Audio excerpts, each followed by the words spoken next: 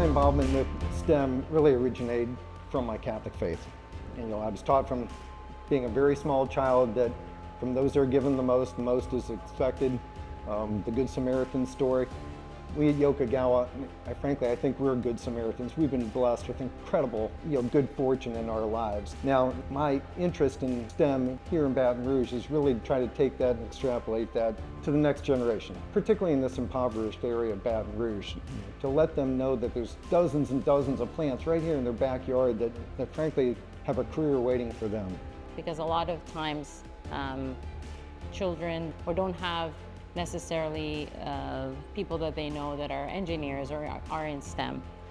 So it's a good opportunity for them to meet with us, for us to be able to talk to them and share our background so that they can actually understand a little bit more about what we do in life.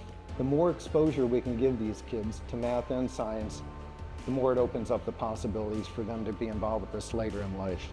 I think it's a great opportunity to see those kids' faces light up, especially having something tangible for them to see. We show the spot robot that we have and we've been working with.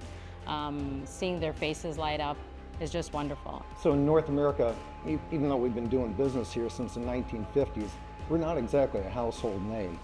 The people that do work with Yokogawa stuff, though, I think we have a pretty good reputation for producing high quality. What I see now with the STEM activity is a chance to bring that high quality and connect it all the way back to academia. Again, kind of in a circular manner.